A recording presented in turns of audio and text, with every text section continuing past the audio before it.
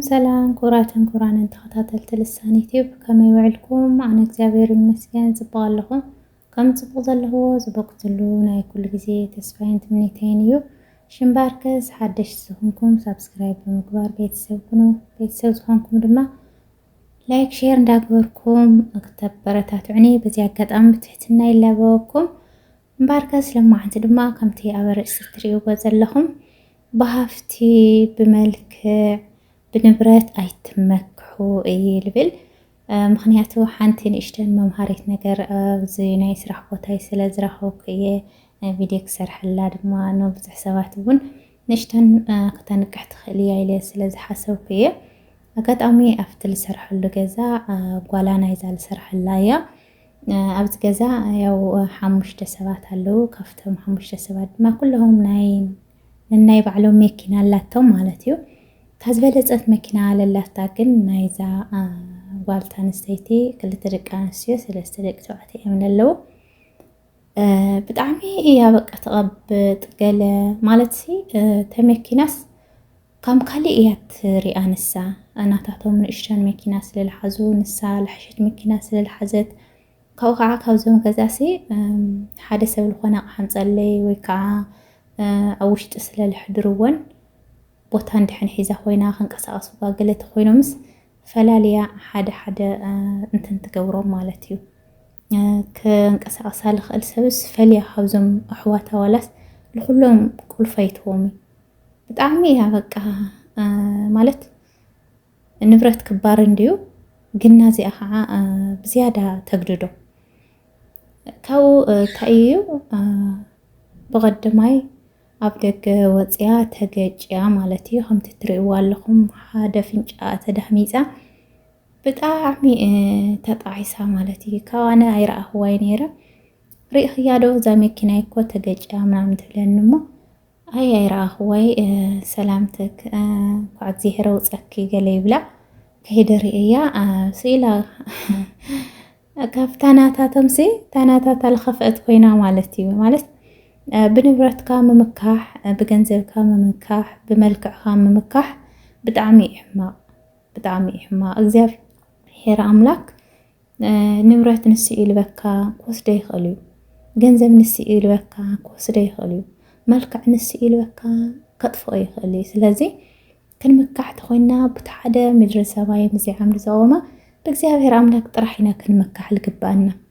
هذا قلعة اتتولى زنبرات الحواتها كل نجار لا تستوصى يمثلني بطعمي تصصت منقونا بكلاسة مساعة غص هي هانس بسرزا مكينايسي بطعمي تتحسس بنلا بطعمي تجاناني غاتب للنواء التحفتي هيواتكم كعب سلام وزأخن بيساقو قزيخ يا أخي قزيعتك يخونتي نبرتي صح نقوها تعربون تخليا تزيع الرياون كواد بلزات تقزي تخلي أخي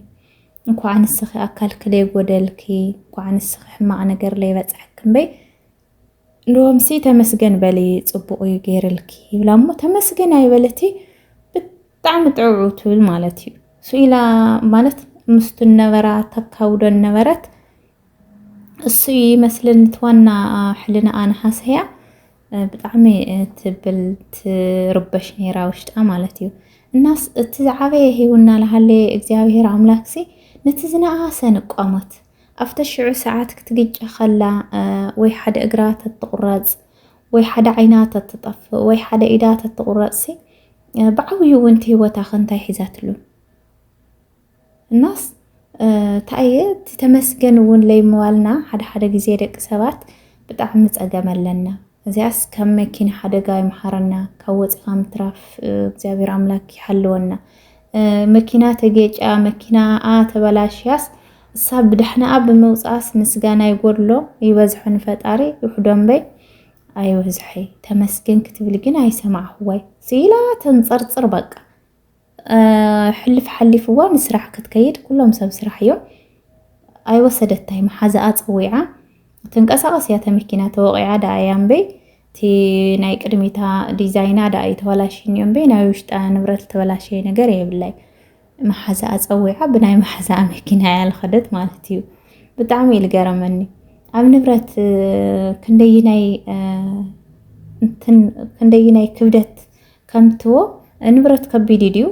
ማለት بقليل مጽያታ ማለት يخونتي لحشتيا تمكيناون ግን بالعبي هيوت أخذ حيزات لني رفت الشيء ساعات እግዚአብሔር አምላክ ተለይጽ ለላሲ ታይ ሒዛት ለኔ ረፍት ሰዓት ያው ተጸይፋታ ማለት እዩ በናይ መሓዛኣ ታክሲ በናይ መሓዛኣ መኪና ጸዊዓ ናብ ስራሕ በሐንሳብ ከይደን ክምለሳ ከለዋ ክሪኤን ከለኹ ብካሜራ በኋላ ይሰብ ከይዳ ማለት እዩ እና ብለለና ንብረት ክንመካሕ የብልናይ ክብራት ቤተሰብ መልክዕ ንብረት ገንዘብ አየመክሕ በፍጽም አየመክሕ ክንመካሕ ተኾይና بتو እግዚአብሔር አምላክ ምንም ክገልጽ ዘይኽእል ወሆቱ ዘይውዳእ ብኡ ኢና ክንመካሕ ልግባአና አና ከዓ አይ ውሽጢ ክሲ ጽብቃይ ነበረይና አልኹዋ ውሽጠይ ማለት እዩ ሓንቲ ግዜ ከፍቲ አለፍቲ ከንቀሳቅስዋ ተኾይኖም ኳሲ ካብዞም ገዛ ሰፈልያ እዮም ለንቀሳቅስዋ ነይሮም ኩሎም ሰባትሲ ኩሎም ኣብዛ ገዛ ለዎ ኣሕዋታሲ ምፍታሕ ቁልፊ ሂባ ካብ ቦታ ናብ ቦታ ኣየንቀሳቅስላይ ነይሮም ማለት እዩ حزي جن كله እግዚአብሔር አምላክ ይካአለው በዘለካ ትሕበን በዘለካ ትቆርዕ በዘለካ ልዕልሰብ ምዃንካ ከተርኢ ጽቡቕ አይኾነ እዚኣ ግን እግዚአብሔር ልድሕሪት ኢልዋ ህይወት ወጽያ እንዳሃለት ነቲ ህይወት አይኮነ ነቲ ሓጭን ብጣዕሚ ሓዚናት ላ ስለረአሁ ኣነ ወን ክንዳ ሓዚና ማለት እዩ በእውነት